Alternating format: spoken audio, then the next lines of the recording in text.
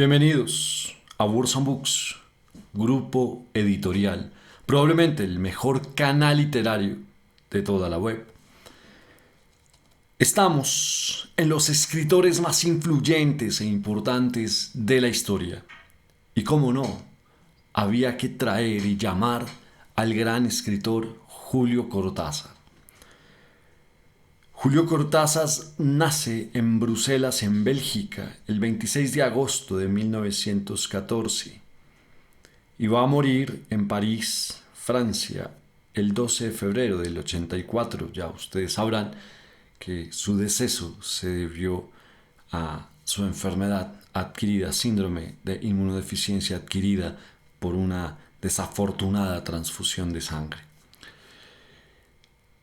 Julio Cortázar es uno de los más grandes escritores que ha dado América Latina. A pesar de sus raíces, él vivió muchísimo tiempo en Argentina, en Buenos Aires. Va a rechazar la nacionalidad argentina por no estar de acuerdo con la dictadura como una forma de protesta. Y se dice de Julio Cortázar que él pertenecía al boom del realismo mágico. Dicho de paso, no es cierto. Si bien encontramos elementos que así lo demuestran y hay tesis que tratan de defender la postura de que Julio Cortázar es y hace parte de ese boom latinoamericano de la escritura del realismo mágico, no es cierta, ¿no? Él tiene lo que debían tener y lo que deberían seguir teniendo los grandes escritores de nuestro tiempo: el intelecto, el pensamiento, y eso no es otra cosa que preguntarse cotidianamente sobre lo que nos sucede y de eso construir unas memorias para que quienes nos lean se identifiquen con esa realidad. Y a pesar de que hay elementos de la realidad y los vuelve ficción, desde ahí podríamos decir que efectivamente pertenece al realismo mágico. Tenemos que decir que no en toda su obra y no para toda su obra, y que solamente son unos tintes, como unas pinceladas. Si queremos más bien extrapolar y saber de dónde viene, nosotros podríamos decir que su fuerte influencia pertenece a los surrealistas, y de ellos, de los que aprendió mientras estaba en Francia, obtuvo, si bien no el conocimiento, sí la manera de transportar esa psique modificada a una literatura muy rica y muy compleja a partir de lo simple, construyendo con eso escenarios improbables. Yo pensaría que de los libros más importantes que podemos citar de él estaría Rayuela, una obra imprescindible que se puede leer de dos maneras. Yo digo imprescindible, pero para mí él es muchísimo mejor cuentista que novelista, y si bien su obra puede leerse de dos maneras, el intelecto se ve difuminado en esta novela que pues finalmente no es tan profunda como uno quisiera. Su novedad radica en la forma de leerse, en las historias que hay dentro de una misma novela. Es una forma nueva en su estilo, pero la profundidad ahí viene siendo como decirlo de una forma clara. Hizo algo muy bueno, pero en la forma y no en el fondo. Desde ahí, sus cuentos, por el contrario, son obras maestras que merecen y tienen que estar en nuestra biblioteca. Habría que citar Bestiario, que es el título que vamos a leer de su cuento para esta noche, para esta oportunidad. Todos los fuegos, el fuego, historias de cronopios y famas. Yo pensaría que estos son los textos que se deberían tener dentro de la biblioteca. Julio Cortázar es un maestro de la exposición literaria de las emociones y de la psique humana, que realmente es indispensable para poder comprendernos y mirarnos en esa multiplicidad de espejos. Cada historia que él recrea es un yo posible, no solamente desde la ficción, sino desde la realidad misma. Son las cosas cotidianas las que nos persiguen, las que nos hacen ser lo que somos, y es nuestra construcción social la que está determinada por esas pequeñas cosas. Él hábilmente logra en cada cuento, en cada historia, meternos a nosotros como protagonistas y de alguna manera hacernos sentir ese yo y reflexionar también al terminar de leer sus libros, sus textos, sus cuentos, qué pasaría si tomáramos una decisión diferente. Y normalmente la respuesta es no podríamos, estamos demasiado determinados por quienes somos. Y esa psicología y esas emociones las sabe extrapolar muy bien Julio Cortázar. Si alguno de los aquí presentes está interesado en escribir, hay unas clases magistrales que Julio Cortázar dictó en Berkeley en 1980, que fue editado y compilado por Editorial Alfaguara. También debe estar y es necesario en nuestra biblioteca tenerlo, hacer una lectura acuciosa. Tiene títulos maravillosos, como pues, la primera clase que Julio Cortázar dicta se llama Los caminos de un escritor, y habla de todos los recursos estilísticos, de las posibilidades infinitas que se tienen, de las limitaciones, sobre todo del crecimiento del intelecto para la construcción de una literatura decente. Luego pues, va a hablar del cuento fantástico y bueno, de ahí para allá va a empezar con sus clases a introducirnos en el rico mundo de la creación literaria. Muy recomendado, si a alguno de ustedes le interesa, por Editorial Alfaguara. Clases de literatura, Berkeley, 1980, para los amantes de la escritura, para aquellos que quieren escribir. Julio Cortázar es un extraordinario profesor de literatura, no en tanto la interpretación como sí de la creación. Y estoy de acuerdo y concuerdo con él, no se puede enseñar a nadie a escribir, pero se le pueden enseñar todas las herramientas para que de una u otra forma pueda sacar lo que lleva dentro del alma y colocarlo en el papel. Esto es Words and Books. Bienvenidos. Gracias. Mi invitación: cerremos los ojos. Dejémonos llevar por estos instantes al paraíso de las letras y que cada una de estas llegue a lo profundo de nuestro corazón y de alguna forma nos haga olvidar todo lo que sucede fuera. Esto es Bestiario de Julio Cortázar. Entre la última cucharada de arroz con leche, poca canela, una lástima, y los besos antes de subir a acostarse, llamó la campanilla en la pieza del teléfono e Isabel se quedó remoloneando hasta que Inés vino de atender y dijo algo al oído de su madre. Se miraron entre ellas y después las dos a Isabel, que pensó en la jaula rota y las cuentas de dividir, y un poco en la rabia de Misia Lucera por tocarle el timbre a la vuelta de la esquina. No estaba tan inquieta. Su madre e Inés miraban como más allá de ellas, casi tomándola como pretexto, pero la miraban. A mí, créeme, que no me gusta que vaya, dijo Inés, no tanto por el tigre, después de todo cuidan bien ese aspecto, pero la casa tan triste y ese chico solo para jugar con ella. A mí tampoco me gusta, dijo la madre, e Isabel supo cómo desde un tobogán que la mandarían a lo de Funes a pasar el verano. Se tiró en la noticia, en la enorme ola verde. Lo de Funes, lo de Funes. Claro que la mandaban. No les gustaba, pero convenía. Bronquios delicados, Mar del Plata carísima, difícil manejarse con una chica consentida, boba, conducta regular con lo buena que es la señorita Tania, sueño inquieto y juguetes por todos lados, preguntas, botones, rodillas sucias. Sintió miedo, delicia, olor de sauces, y la U de Funes se le mezclaba con el arroz con leche. Tan tarde y a dormir, ya mismo a la cama. Acostada, sin luz, llena de besos y miradas tristes de Inés y su madre, no bien decididas, pero ya decididas del todo a mandarlas, antevivía la llegada en break. El primer ayuno, la alegría de Nino cazador de cucharas, Nino sapo, Nino pescado, un recuerdo de 3 años, Nino mostrándole unas figuritas puestas con engrudo en un árbol y diciéndole grave, este es un sapo y este es un pescado.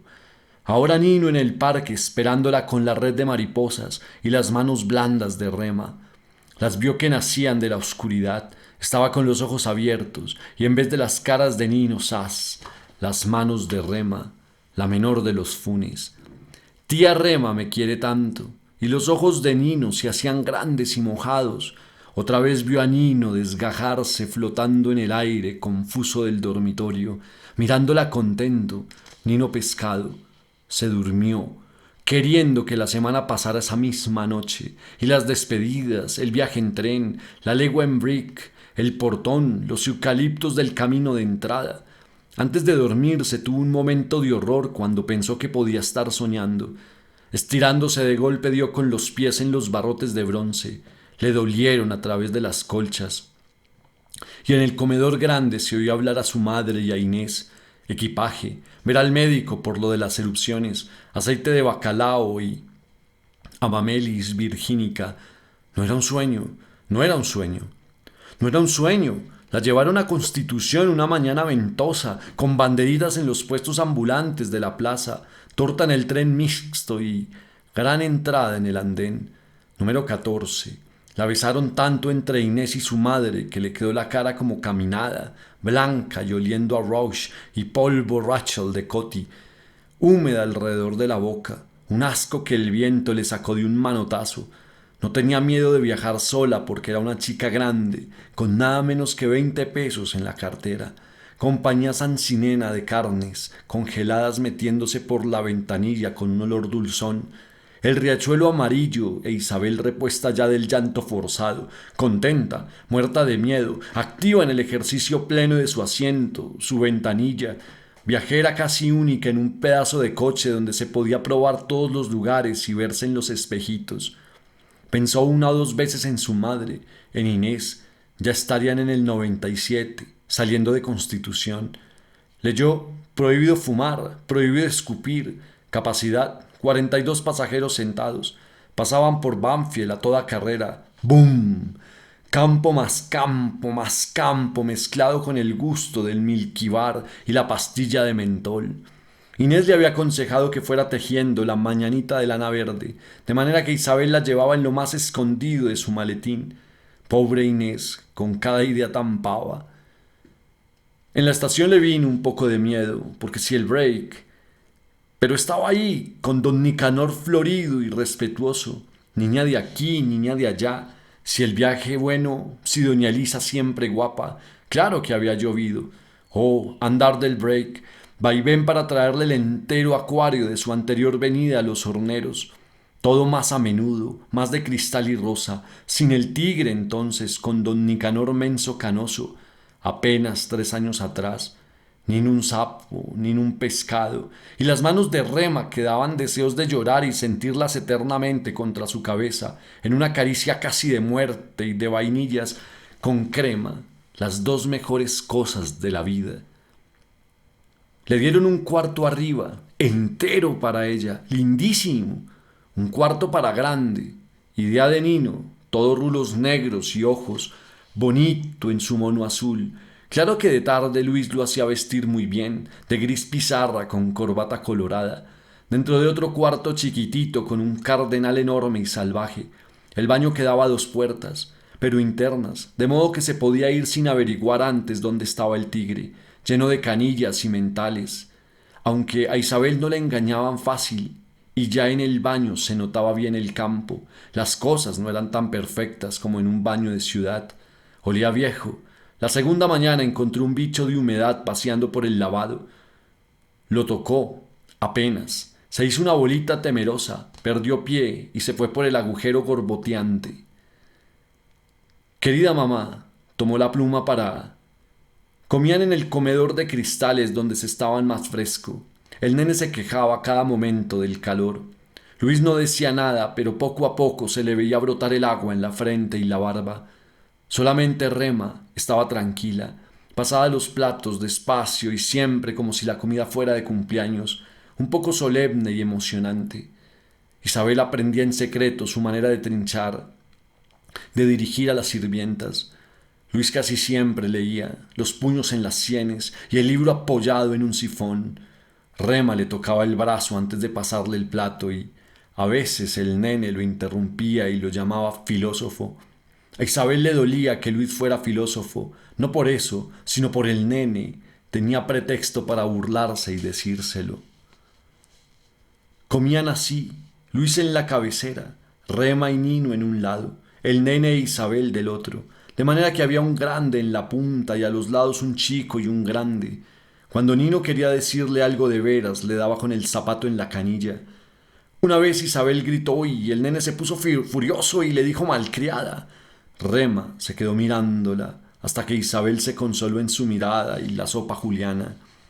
Mamita, antes de ir a comer, es como en todos los otros momentos. Hay que fijarse si... Casi siempre era Rema la que iba a ver si se podía pasar al comedor de cristales. Al segundo día vino al living grande y les dijo que esperaran. Pasó un rato largo hasta que un peón avisó que el tigre estaba en el jardín de los tréboles. Entonces Rema tomó a los chicos de la mano y entraron todos a comer.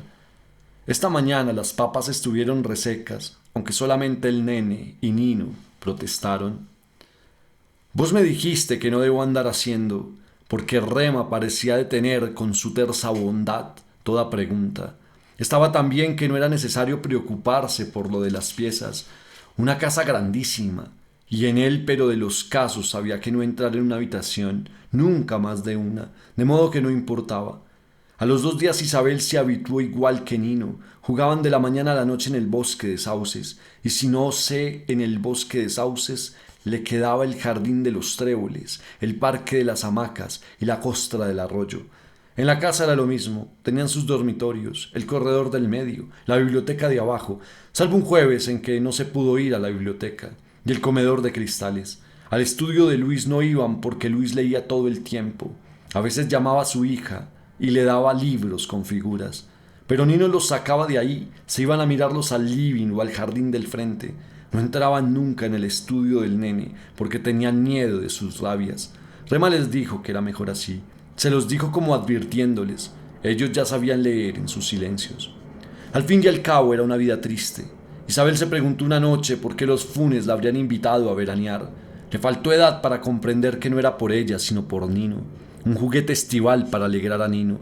Solo alcanzaba a advertir la casa triste, que Rema estaba como cansada, que apenas llovía y las cosas tenían, sin embargo, algo de húmedo y abandonado. Después de unos días se habituó al orden de la casa, a la no difícil disciplina de aquel verano en los horneros. Nino empezaba a comprender el microscopio que le regalara Luis. Pasaron una semana espléndida criando bichos en una batea con agua estancada y hojas de cala, poniendo gotas en la placa de vidrio para mirar los microbios. Son larvas de mosquito. Con ese microscopio no van a ver microbios, les decía Luis desde su sonrisa un poco quemada y lejana. Ellos no podían creer que ese rebullente horror no fuese un microbio. Rema les trajo un caleidoscopio que guardaba en su armario, pero siempre les gustó más descubrir microbios y numerarle las patas. Isabel llevaba una libreta con los apuntes de los experimentos. Combinaba la biología con la química y la preparación de un botiquín. Hicieron el botiquín en el cuarto de Nino, después de requisar la casa para proveerse de cosas. Isabel se lo dijo a Luis. Queremos de todo. Cosas. Luis le dio pastillas de Andreu, algodón rosado, un tubo de ensayo. El nene, una bolsa de goma y un frasco de píldoras verdes con la etiqueta raspada. Rema fue a ver el botiquín. Leyó el inventario en la libreta y les dijo que estaban aprendiendo cosas útiles. A ella, o a Nino, que siempre se excitaba y quería lucirse delante de Rema, se le ocurrió montar un herbario. Como esta mañana se podía ir al jardín de los tréboles, anduvieron sacando muestras y a la noche tenían el piso de sus dormitorios lleno de hojas y flores sobre papeles. Casi no quedaba donde pisar. Antes de dormirse, Isabel apuntó: hoja número 74, verde, forma de corazón, con pintitas marrones. La fastidiaba un poco que casi todas las hojas fueran verdes, casi todas lisas, casi todas lanceoladas. El día que salieron a cazar las hormigas, vio a los peones de la estancia. Al capataz y al mayordomo los conocía bien porque iban con las noticias a la casa. Pero estos otros peones, más jóvenes, estaban ahí del lado de los galpones con un aire de siesta, bostezando a ratos y mirando jugar a los niños. Uno le dijo a Nino: «¿Pa qué va a juntar todos esos bichos?», y le dio con 2 dedos en la cabeza, entre los rulos. Isabel hubiera querido que Nino se enojara, que demostrase ser el hijo del patrón. Ya estaba con la botella hirviendo de hormigas y en la costa del arroyo dieron con un enorme cascarudo y lo tiraron también adentro para ver. La idea del fornicario le habían sacado del tesoro de la juventud y Luis les prestó un largo y profundo cofre de cristal. Cuando se iban, llevándolo entre los dos, Isabel le oyó decirle a Rema: «Mejor que se estén así quietos en casa».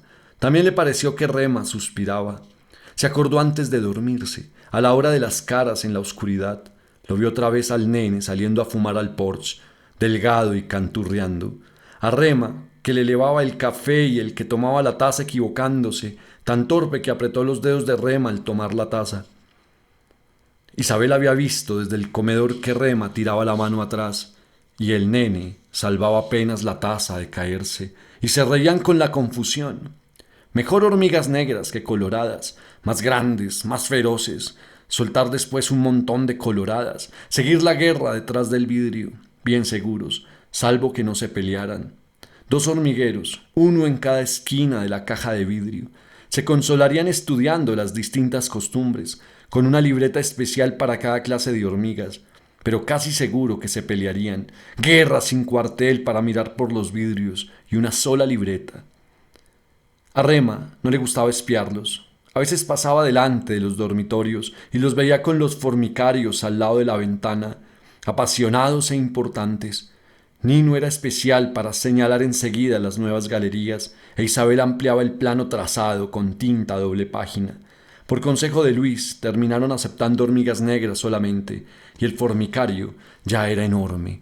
Las hormigas parecían furiosas y trabajaban hasta la noche, cavando y removiendo con 1000 órdenes y evoluciones, avisando frotar de antenas y patas, repentinos arranques de furor o vehemencia, concentraciones y desbandes sin causa visible.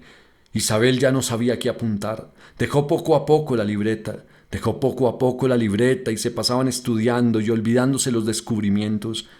Nino empezaba a querer volver al jardín, aludía a las hamacas y a los petizos. Isabel lo despreciaba un poco. El formicario valía más que todos los horneros, y a ella le encantaba pensar que las hormigas iban y venían sin miedo a ningún tigre. A veces le daba por imaginarse un tigrecito chico, como una goma de borrar, rondando las galerías del formicario. Tal vez por eso los desbandes, las concentraciones. Y le gustaba repetir el mundo grande en el de cristal, ahora que se sentía un poco presa, ahora que estaba prohibido bajar al comedor hasta que Rema le avisara. Acercó la nariz a uno de los libros, de pronto atenta porque le gustaba que la consideraran. Oyó a Rema detenerse en la puerta, callar, mirarla. Esas cosas las oía con tan nítida claridad cuando era Rema. ¿Porque así sola?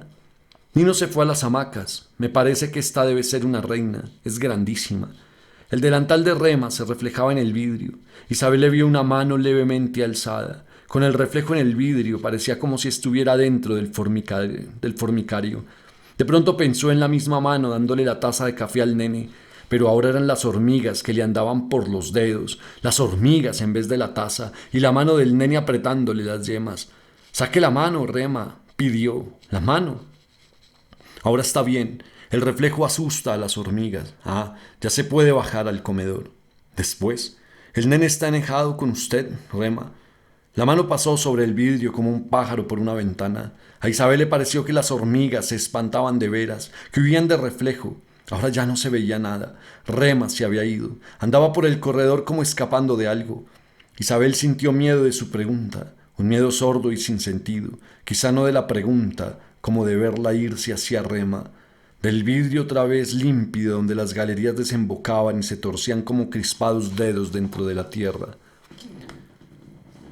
Una tarde hubo siesta, sandía, pelota paleta en la red que miraba al arroyo, y Nino estuvo espléndido sacando tiros que parecían perdidos y subiéndose al techo por la glicina para desenganchar la pelota metida entre dos tejas. Vino un peoncito del lado de los sauces y los acompañó a jugar, pero era lerdo y se le iban los tiros. Isabel olía hojas de aguaribay y en un momento, al devolver con un revés una pelota insidiosa que Nino le mandaba baja, sintió como muy adentro la felicidad del verano. Por primera vez entendía su presencia en los horneros, las vacaciones.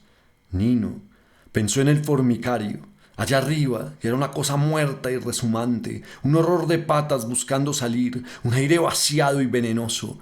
Golpeó la pelota con rabia, con alegría, cortó un tallo de aguaribay con los dientes y lo escupió asqueada, feliz, por fin de veras bajo el sol del campo. Los vidrios cayeron como granizo. Era en el estudio del nene. Lo vieron asomarse en mangas de camisa con los anchos anteojos negros. Mocosos de porquería. El peoncito escapaba. Nino se puso al lado de Isabel. Ella lo sintió temblar con el mismo viento que los sauces. Fue sin querer, tío. ¿De veras, nene? Fue sin querer. Ya no estaba. Le había pedido a Rema que se llevara el formicario y Rema se lo prometió. Después, charlando mientras la ayudaba a colgar su ropa y a ponerse el pijama, se olvidaron. Isabel sintió la cercanía de las hormigas cuando Rema le apagó la luz y se fue por el corredor a darle las buenas noches a Nino, todavía lloroso y dolido. Pero no se animó a llamarla de nuevo. Rema hubiera pensado que era una chiquilina. Se propuso dormir enseguida y se desveló como nunca. Cuando fue el momento de las caras en la oscuridad, vio a su madre y a Inés mirándose con un sonriente aire de cómplices y poniéndose unos guantes de fosforescente amarillo. Vio a Nino llorando, a su madre y a Inés con los guantes que ahora eran gorros violeta que le giraban y giraban en la cabeza. A Nino, con ojos enormes y huecos, tal vez por haber llorado tanto, y previo que ahora vería a Rema y a Luis. Deseaba verlos y no al nene, pero vio al nene sin los anteojos, con la misma cara contraída que tenía cuando empezó a pegarle a Nino, y Nino se iba echando atrás hasta quedar contra la pared, y lo miraba como esperando que eso concluyera, y el nene volvía a cruzarle la cara con un bofetón suelto y blando que sonaba mojado, hasta que Rema se puso delante, y él se rió con la cara casi tocando la de Rema, y entonces se oyó volver a Luis y decir desde lejos que ya podían ir al comedor de adentro. Todo tan rápido, todo porque Nino estaba ahí y Rema vino a decirles que no se movieran del living hasta que Luis verificara en qué pieza estaba el tigre. Y se quedó con ellos mirándolos jugar a las damas. Nino ganaba y Rema lo elogió. Entonces Nino se puso tan contento que le pasó los brazos por el talle y quiso besarla. Rema se había inclinado, riéndose, y Nino la besaba en los ojos y la nariz. Los dos se reían y también Isabel. Estaban tan contentos jugando así. No vieron acercarse al nene. Cuando estuvo al lado arrancó a Nino de un tirón, le dijo algo del pelotazo al vidrio de su cuarto y le empezó a pegar. Miraba a Rema cuando pegaba, parecía furioso contra Rema y ella lo desafió un momento con los ojos. Isabel asustada la vio que lo encaraba y se ponía adelante para proteger a Nino. Toda la cena fue un disimulo, una mentira. Luis creía que Nino lloraba por un porrazo. El nene miraba a Rema como mandándola que se callara. Isabel lo veía ahora con la boca dura y hermosa, de labios rojicísimos. En la tiniebla los labios eran todavía más escarlata. Se le veía un brillo de dientes naciendo apenas. De los dientes salió una nube esponjosa, un triángulo verde. Isabel parpadeaba para borrar las imágenes y otra vez salieron Inés y su madre con guantes amarillos. Las miró un momento y pensó en el formicario. Eso estaba ahí y no se veía. Los guantes amarillos no estaban y ella los veía en cambio como a pleno sol. Le pareció casi curioso. No podía hacer salir el formicario, más bien lo alcanzaba como un peso. Un pedazo de espacio denso y vivo. Tanto lo sintió que se puso a buscar los fósforos, la vela de noche. El formicario saltó de la nada envuelto en penumbra oscilante. Isabel se acercaba llevando la vela. Pobres hormigas, iban a creer que era el sol que salía. Cuando pudo mirar uno de los lados, tuvo miedo. En plena oscuridad las hormigas habían estado trabajando, las vio ir y venir, bullentes, en un silencio tan visible, tan palpable, trabajaban allí adentro como si no hubiera perdido todavía la esperanza de salir. Casi siempre era el capataz el que avisaba de los dos movimientos del tigre. Luis le tenía la mayor confianza, y como se pasaba casi todo el día trabajando en su estudio, no salía nunca, no dejaba moverse a los que venían del piso alto hasta que don Roberto mandaba su uniforme. Pero también tenían que confiar entre ellos. Rema, ocupada en los quehaceres de adentro, sabía bien lo que pasaba en la planta alta y arriba, otras veces nada. Pero sin don Roberto los encontraba fuera, les marcaba el paradero del tigre y ellos volvían a avisar. A Nino le creían todo, a Isabel menos porque era nueva y podía equivocarse. Después, como andaba siempre con Nino pegado a sus polleras, terminaron creyéndole lo mismo. Eso, de mañana y tarde. Por la noche era el nene quien salía a verificar si los perros estaban atados o si no habían quedado rescoldos cerca de las casas. Isabel vio que llevaba el revólver y a veces un bastón con puño de plata. A Rema no quería preguntarle porque Rema parecía encontrar en eso algo tan obvio y necesario. Preguntarle hubiera sido pasar por tonta, y ella cuidaba su orgullo delante de otra mujer. Ni no era fácil, hablaba y refería, todo tan claro y evidente cuando él lo explicaba. Solo por la noche, si quería repetirse esa claridad y esa evidencia, Isabel se daba cuenta de que las razones importantes continuaban faltando. Aprendió pronto lo que de veras importaba, verificar previamente si de veras se podía salir de la casa o bajar al comedor de cristales, al estudio de Luis, a la biblioteca. Hay que fiar en don Roberto, había dicho Rema, también en ella y en Nino. A Luis no le preguntaba porque pocas veces sabía. Al nene, que sabía siempre, no le preguntó jamás, y así todo era fácil. La vida se organizaba para Isabel con algunas obligaciones más del lado de los movimientos y en algunas menos del lado de la ropa, de las comidas, la hora de dormir, un veraneo de veras, como debería ser el año entero. Verte pronto. Ellos están bien. Con Nino tenemos un formicario y jugamos y llevamos un herbario muy grande. Rema te manda un beso. Está bien. Yo la encuentro triste, lo mismo a Luis, que es muy bueno.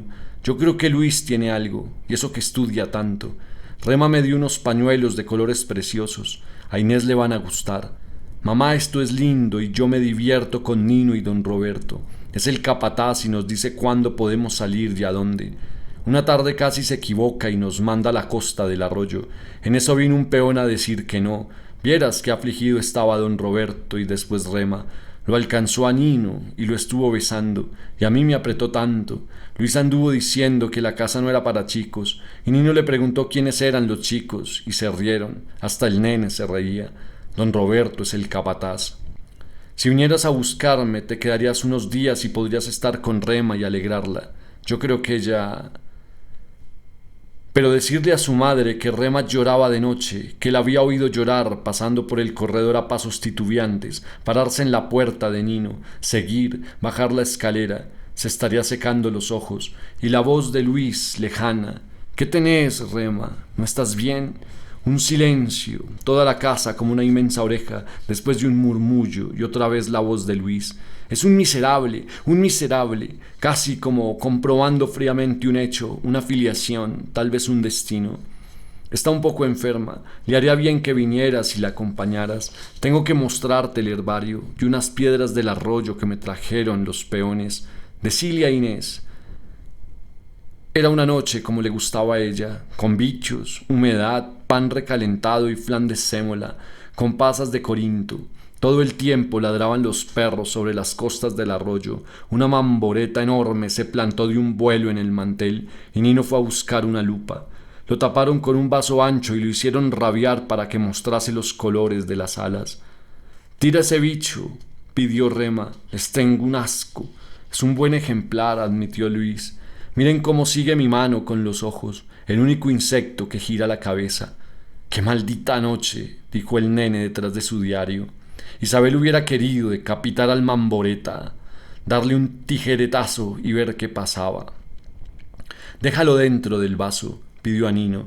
«Mañana lo podríamos meter en el formicario y estudiarlo».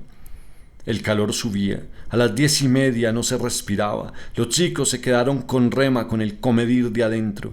Los hombres estaban en sus estudios. Nino fue el primero en decir que tenía sueño. Subí solo. Yo voy después de verte. Arriba está todo bien. Y Rema lo ceñía por la cintura con un gesto que a él le gustaba tanto. ¿Nos contás un cuento, tía Rema? Otra noche. Se quedaron solas, con el mamboreta que las miraba. Vino Luis a darles las buenas noches. Murmuró algo sobre la hora en que los chicos debían irse a la cama. Rema les sonrió al besarlo. Oso gruñón, dijo, e Isabel, inclinada sobre el vaso de la mamboreta, pensó que nunca había visto a Rema besando al nene y a un mamboreta de un verde tan verde. Le movía un poco el vaso y el mamboreta rabiaba. Rema se acercó para pedirle que fuera a dormir. «Tira ese bicho, es horrible». «Mañana, Rema». Le pidió que subiera a darle las buenas noches. El nene tenía entornada la puerta de su estudio y estaba paseándose en mangas de camisa con el cuello suelto. Le silbó al pasar. «Me voy a dormir, nene.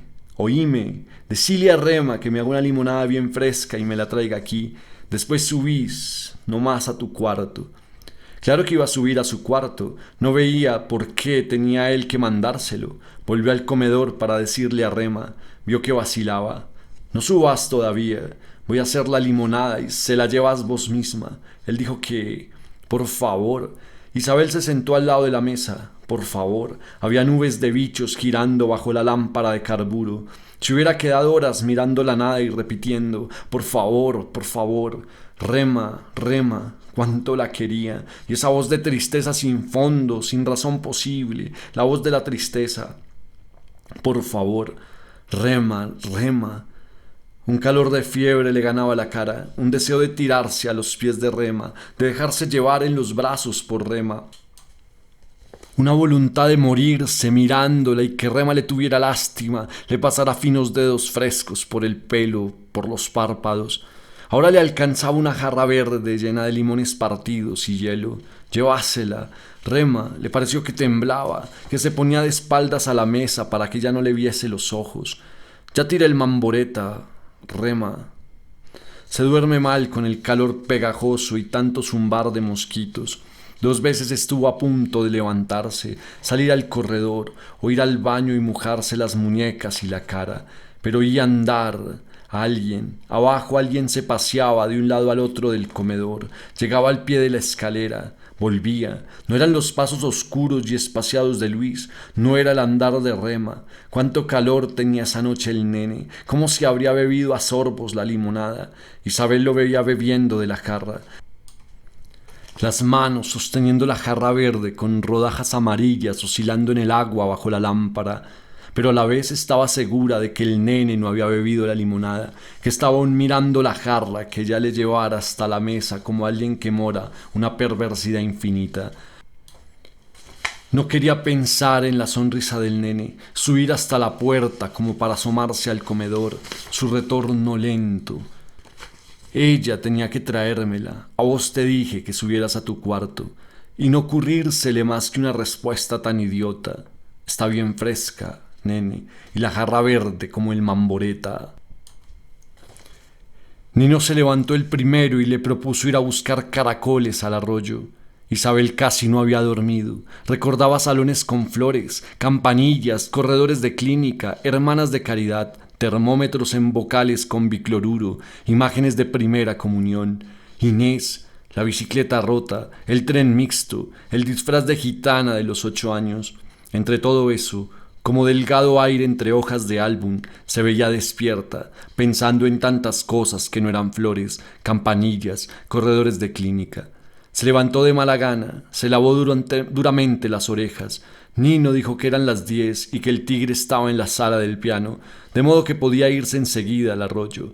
Bajaron juntos, saludando apenas a Luis y al nene que leían con las puertas abiertas. Los caracoles quedaban en la costa sobre los trigales. Nino anduvo quejándose de la distracción de Isabel. La trató de mala compañera y de que no ayudaba a formar la colección. Ella lo veía de repente tan chico, tan un muchachito entre sus caracoles y sus hojas. Volvió la primera, cuando en la casa izaban la bandera para el almuerzo. Don Roberto venía de inspeccionar e Isabel le preguntó como siempre: Ya Niño se acercaba despacio, cargando la caja de los caracoles y los rastrillos. Isabel lo ayudó a dejar los rastrillos en el porche y entraron juntos. Rema estaba ahí, blanca y callada. Nino le puso un caracol azul en la mano. Para vos, el más lindo. El nene ya comía, con el diario al lado.